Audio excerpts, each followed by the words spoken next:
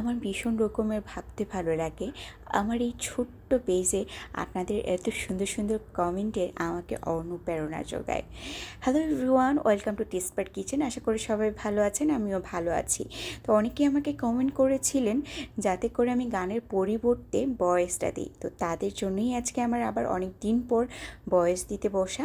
তো যাই হোক, আজকে টেস্টপার্ট কিচেনে মাটন রান্না হচ্ছে। তো মাটনটাকে আমি ভালো করে ধুয়ে নিয়ে জলটাকে ভালো করে ঝরিয়ে নিয়েছি, কারণ এই রান্নাটাই মাটনের গায়ে যদি জল থাকে তাহলে কিন্তু প্রথমে যে প্রসেসটা থাকে রান্নার আগে সেটা কিন্তু একদমই ভালো হবে না। তো যাই হোক, আজকে বাটা মশলা এবং পুরো রান্নাটা সরিষার তেলে হবে। তো এখানে মাটন আমি এখানে হাফ কেজির উপরে নিয়েছি, ভালো করে ধুয়ে জল ঝরিয়ে নিয়েছি। আর বেটে রাখা আদা রসুন পেঁয়াজ পেস্ট নিয়েছি 2 চামচের মতো, এবং এখানে আস্ত জিরে শুকনো লঙ্কা বেটে নিয়েছি, সেটাও আমি 2 চামচের মতো দিয়েছি। আর একটু কালারের জন্য আমি এখানে কাশ্মীরি লঙ্কা গুঁড়ো ইউজ করেছি। যদি আপনাদের হাতের কাছে না থাকে সেই ক্ষেত্রে কিন্তু আপনারা এটা স্কিপ করতে পারেন। আমি হলুদ গুঁড়ো এবং স্বাদ মতন নুন দিয়ে দিলাম। এখন ভালো করে এটাকে মেখে নিতে হবে। আপনি যত ভালো করে মাখাবেন ততই কিন্তু রান্নার প্রসেসটা খুবই ভালো হবে। প্রসেস বলতে রান্নার সময়টা খুবই অল্প লাগবে। তো আমার মা একটা কথা বলতেন, হাতে মাখানো যে কোনো রান্না সেটা যদি ভালো করে মাখানো হয় সেই ক্ষেত্রে কিন্তু অর্ধেকটা রান্না ওখানেই হয়ে যায়। তো যাই হোক, আমি ভালো করে মাটনটাকে মাখিয়ে নিচ্ছি। আর অবশ্যই চেষ্টা করবেন এভাবে মেখে আধা ঘন্টা, যদি নাও সম্ভব হয় অন্তত 15 মিনিট মেখে রেখে দেওয়ার জন্য। তাহলে কিন্তু রান্নার সময় খুব বেশি একটা সময় লাগবে না, খুব দ্রুত রান্নাটা হয়ে যাবে।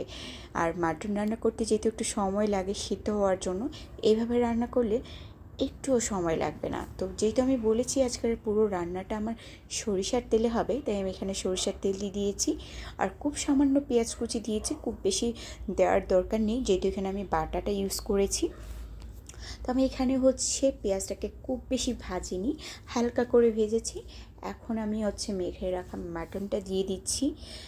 এই পর্যায়ে কিন্তু কোনো ধরনের জল দেয়া যাবে না, অল্প আঁচে এটাকে ঢেকে কিছুক্ষণ কষিয়ে নিতে হবে, তবেই কিন্তু এটার টেস্ট খুব ভালো আসবে। আমি ঢেকে দিলাম, কিছুক্ষণ ঢেকে অল্প আঁচে আমি এটা রান্না করব। অবশ্যই মাটনটাকে এইভাবে অল্প আঁচে যদি রান্না করেন বাটা মশলা এবং সরষের তেলে, তার টেস্ট কিন্তু খুব ভালো আসে।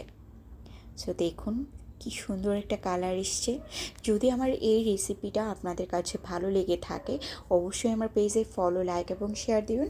আর অবশ্যই কারোর সাথে শেয়ার করতে একদমই ভুলবেন না, আর কমেন্ট করতে তো একদমই ভুলবেন না কেমন লাগলো সেটা জানাতে। সো দেখুন এত সুন্দর একটা কালার এবং এত সুন্দর একটা স্মেল বেরিয়েছে, কি আর বলবো। ধন্যবাদ পুরো ভিডিওটা দেখার জন্য, সঙ্গে থাকবেন টেস্ট